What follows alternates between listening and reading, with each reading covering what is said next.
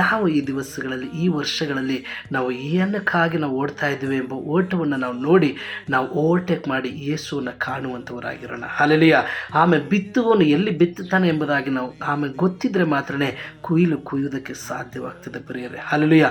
ನಾವು ಬಿತ್ತುವವನು ಒಬ್ಬನಿದ್ದರೆ ಆ ಬಿತ್ತುವವನ ಹಿಂದೆ ನಾವು ಕುಯ್ಯುವುದಕ್ಕೆ ನಾವು ನಿಲ್ಲಬೇಕು. ಹಲ್ಲೆಲೂಯಾ. ಆ ಫಲವನ್ನು ನಾವು ಶೇಖರಣೆ ಮಾಡುವುದಕ್ಕೆ ನಾವು ನಿಲ್ಲಬೇಕು. ಯೇಸು ಸ್ವಾಮಿ ಅಲ್ಲಿದ್ದಾರೆ, ಮನೆಯಲ್ಲಿ ಬಂದು ಇಳಿದಿದ್ದಾರೆ ಎಂಬ ವರ್ತಮಾನವು ಆ ಒಂದು ಪ್ರದೇಶದಲ್ಲಿ ಹಬ್ಬಿದಾಗ ಆಮೇಲೆ ಯೇಸುವನ್ನು ಕಾಣುವುದಕ್ಕೆ ಜನ ಎಲ್ಲ ಓಡಿ ಹೋದರು. Praise the Lord. ಕರ್ತನಿಗೆ ಸ್ತೋತ್ರವಾಗಲಿ.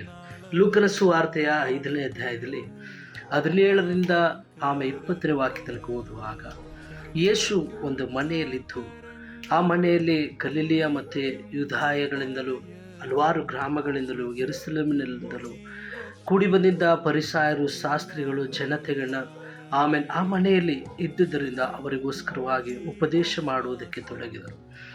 ಆಗ ಕೆಲವೊಂದು ಮಂದಿ ಆಮೇಲೆ ಗಂಡಸರು ಒಂದು ಪಾರ್ಶ್ವವಾಯು ರೋಗದಿಂದ ಬಳಲುತ್ತಿದ್ದಂಥ ಒಬ್ಬ ವ್ಯಕ್ತಿಯನ್ನು ಅಲ್ಲಿ ಹೊತ್ತುಕೊಂಡು ಬಂದು ಆ ಮನೆಯಲ್ಲಿ ನೋಡಿದಾಗ ಅವರಿಗೆ ಒಳಗಡೆ ಹೋಗುವುದಕ್ಕೆ ಮಾರ್ಗವಿಲ್ಲದಂಥ ಸಮಯದಲ್ಲಿ ಆ ಮನೆಯ ಮೇಲಿನ ಆಮೇಲೆ ಆ ಒಂದು ಅಂಚನ್ನು ತೆಗೆದು, ಆ ಚಾವಣಿಯನ್ನು ತೆಗೆದು ಮಾರ್ಗ ಮಾಡಿ ಆ ಯೇಸು ಇದ್ದಂಥ ಸ್ಥಳಕ್ಕೆ ತಾವು ಇಳಿಸ್ತಾರೆ. ಹಲ್ಲೆಲೂಯಾ.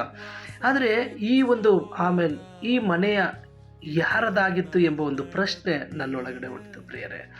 ಹಾಗಾದರೆ ಈ ಮನೆಯ ಯಜಮಾನನ ಕೇಳದೆ ಆ ಮನೆಯ ಒಳಗಡೆ ಅಥವಾ ಆ ಮನೆಯ ಒಳಗಡೆ ಇಳಿಸುವುದಕ್ಕೆ ಮಾರ್ಗವನ್ನು ಮಾಡಿಕೊಂಡು ಹೋಗೋದಕ್ಕೆ ಕಾರಣವೇನಾಯಿತು ಅಂದರೆ, ಆ ಯಜಮಾನನ ಪರ್ಮಿಷನ್ ಇಲ್ಲದೇ ಆ ಮನೆಯ ಚಾವಣಿಯನ್ನು ಅಥವಾ ಆ ಮನೆಯಲ್ಲಿದ್ದಂಥ ಅಂಚನ್ನು ತೆಗೆಯುವುದಕ್ಕೆ ಅಧಿಕಾರ ಕೊಟ್ಟಂಥವ್ರು ಯಾರು?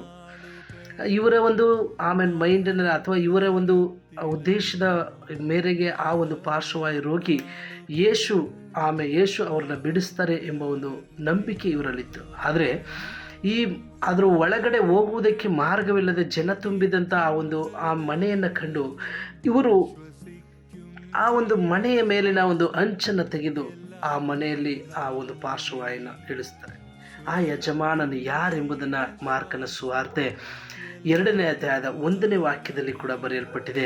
ಕೆಲವು ದಿನಗಳಾದ ಮೇಲೆ ಆತನು ಕೆಫರ್ನೌಮಿಗೆ ತಿರುಗಿ ಬಂದನು. ಮನೆಯಲ್ಲಿದ್ದಾನೆಂಬ ವರ್ತಮಾನವು ಹಬ್ಬಿದಾಗ ಜನರು ಕೂಡಿ ಬಂದಿದ್ದರಿಂದ ಬಾಗಿಲಿನ ಬಳಿಯಲ್ಲಾದರೂ ಸ್ಥಳವಿರಲಿಲ್ಲ ಎಂಬುದಾಗಿ. ಹಲ್ಲೆಲೂಯಾ. ಇಲ್ಲಿ ಒಂದು ವಾಕ್ಯವು ಆಮೇಲೆ ಬರೆಯಲ್ಪಟ್ಟಿದೆ, ಆತನು ಕೆಫರ್ನೌಮಿಗೆ ಬಂದನು, ತಿರುಗಿ ಬಂದನು ಎಂಬುದಾಗಿ. ಹಲ್ಲೆಲೂಯಾ. ಅಲ್ಲಿ ಮನೆಯಲ್ಲಿದ್ದಾನೆಂಬ ವರ್ತಮಾನವು ಹಬ್ಬಿದಾಗ ಬಹು ಜನರು ಕೂಡಿ ಬಂದಿದ್ದರಂತೆ. ಹಲ್ಲೆಲೂಯಾ. ಆ ಮನೆ ಹಾಗಾದರೆ ಯೇಸು ಸ್ವಾಮಿದೇ ಮನೆಯಾಗಿತ್ತು.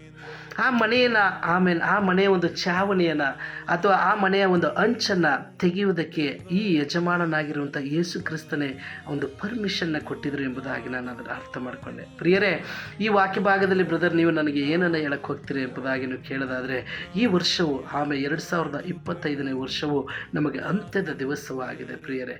ಹಲ್ಲೆಲೂಯಾ.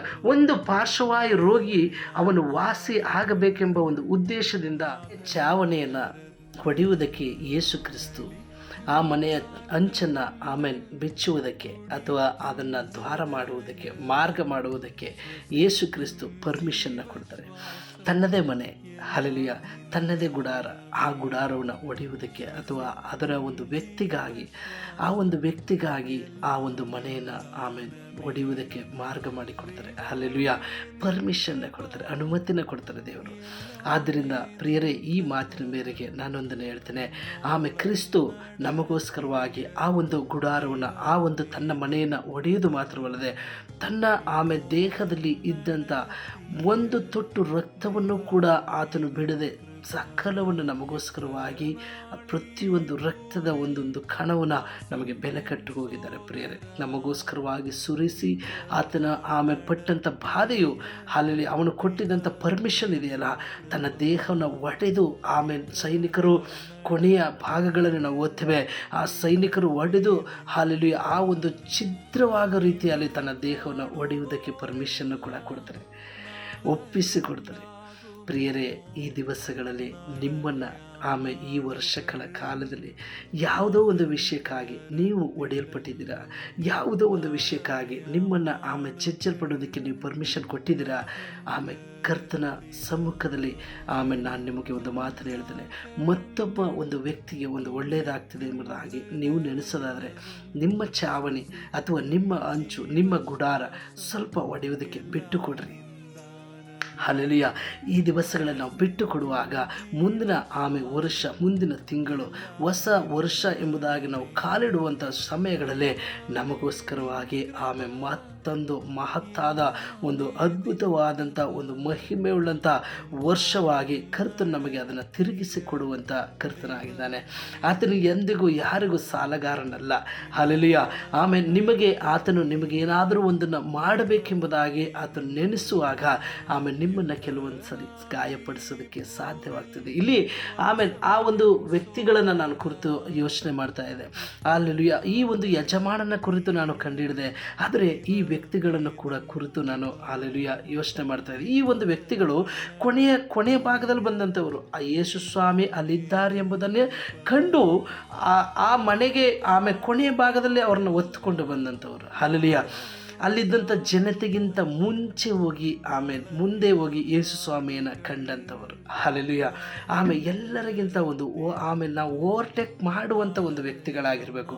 ಆವಾಗ ಮಾತ್ರ ನಮಗೊಂದು ಬಿಡುಗಡೆ ಸಾಧ್ಯವಾಗಿರುತ್ತೆ. ಪ್ರಿಯರೇ, ನಾವು ಬರುವಂಥದ್ದು ನಮ್ಮ ಒಂದು ಅವಶ್ಯಕತೆಗಳಿಗಲ್ಲ, ನಮ್ಮ ಒಂದು ಅವಶ್ಯಕತೆಗಳಿಗಾಗಿ ನಾವು ನಿಂತರೆ ಮಾತ್ರ ದೇವರು ನಮ್ಮನ್ನು ಕಂಡು ನಮಗೊಂದು ಅದ್ಭುತ ಕಾರ್ಯ ಮಾಡ್ತಾರೆ ಎಂಬುದಾಗಿ ನಾವು ನೆನೆಸೋದಕ್ಕಿಂತ ಮತ್ತೊಬ್ಬರಿಗಾಗಿ ನಾವು ನಿಲ್ಲೋಣ.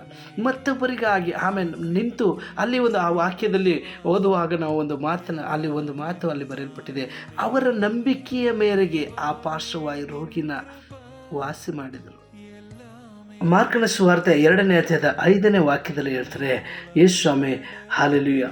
ಯೇಸು ಅವರ ನಂಬಿಕೆಯನ್ನು ನೋಡಿ ಆ ಪಾರ್ಶ್ವವಾಯು ರೋಗಿಗೆ, ಮಗನೇ, ನಿನ್ನ ಪಾಪಗಳು ಕ್ಷಮಿಸಲ್ಪಟ್ಟಿವೆ ಎಂಬುದಾಗಿ. ಆ ವ್ಯಕ್ತಿಗಳು ಬಹಳ ಇಂಪಾರ್ಟೆಂಟ್ ಆಗಿರ್ತಾರೆ ಪ್ರಿಯರೇ. ಆ ವ್ಯಕ್ತಿಗಳು ಬಹಳ ಇಂಪಾರ್ಟೆಂಟ್ ಆಗಿರ್ತಾರೆ. ಯಾಕೆಂದರೆ ಆ ವ್ಯಕ್ತಿಗಳು ಎಲ್ಲರೂ ಬಂದು ಮುಂಚಿತವಾಗಿ ಕೂತಂತೆ ಅವರು ಕೂರಲಿಲ್ಲ. ಹಲ್ಲೆಲೂಯಾ. ಅವರು ಕೊನೆಯದಾಗಿ ಬಂದ್ರೂ ಅವರು ಮೊದಲನೇದವರು ಆಗಿದ್ರು. ಹಲ್ಲೆಲೂಯಾ. ಇವರು ಲಾಸ್ಟಲ್ಲಿ ಬಂದ್ರೂ ಕೂಡ ಮೊದಲನೇದ ಒಂದು ಸ್ಥಾನಮಾನವನ್ನು ಪಡೆದುಕೊಂಡ್ರು. ಹಲ್ಲೆಲೂಯಾ. ನಾವು ಕೆಲವೊಂದು ವ್ಯಕ್ತಿಗಳಿಗಾಗಿ ನಾವು ನಿಂತಾಗ ನಮ್ಮ ಒಂದು ಜೀವಿತಗಳಲ್ಲಿ ನಾವು ಹಲವಾರು ರೀತಿಯಲ್ಲಿ ನಾವು ಹೋರಾಡುವವರಾದರೆ ಕರ್ತನು ನಮಗೆ ಕೆಲವೊಂದು ಮಾರ್ಗಗಳನ್ನು ತಾನೇ ತೆರೆದುಕೊಡ್ತಾನೆ.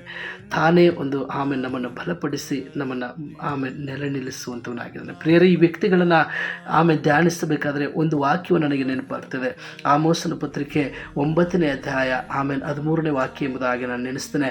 ಆ ಕಾಲದಲ್ಲಿ ದ್ರಾಕ್ಷಿ ತುಳಿಯುವನು ಬಿತ್ತುವನ ಹಿಂದೆ ಓಡ್ತಾನೆ ಎಂಬುದಾಗಿ. ಬಿತ್ತುವನ ಹಿಂದೆ ದ್ರಾಕ್ಷಿ ತುಳಿತಾ ಇರ್ತಾನೆ ಒಬ್ಬ ವ್ಯಕ್ತಿ, ಆದರೆ ಬಿತ್ತುವನ ಹಿಂದೆ ಅವನು ತಿರುಗಿ ಹೋಗ್ತಾನೆ. ಅಂದರೆ ಸಮಯ ಇಲ್ಲ.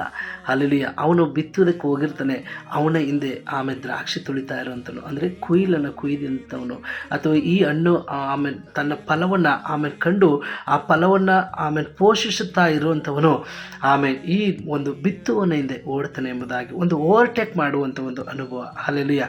ನಾವು ಈ ದಿವಸಗಳಲ್ಲಿ, ಈ ವರ್ಷಗಳಲ್ಲಿ ನಾವು ಏನಕ್ಕಾಗಿ ನಾವು ಓಡ್ತಾ ಇದ್ದೀವಿ ಎಂಬ ಓಟವನ್ನು ನಾವು ನೋಡಿ ನಾವು ಓವರ್ಟೇಕ್ ಮಾಡಿ ಯೇಸುವನ್ನು ಕಾಣುವಂಥವರಾಗಿರೋಣ. ಹಲ್ಲೆಲೂಯಾ. ಬಿತ್ತುವನು ಎಲ್ಲಿ ಬಿತ್ತುತ್ತಾನೆ ಎಂಬುದಾಗಿ ನಾವು ಗೊತ್ತಿದ್ರೆ ಮಾತ್ರನೇ ಕುಯ್ಯುವುದಕ್ಕೆ ಸಾಧ್ಯವಾಗ್ತದೆ ಪ್ರಿಯರೇ. ಹಲ್ಲೆಲೂಯಾ.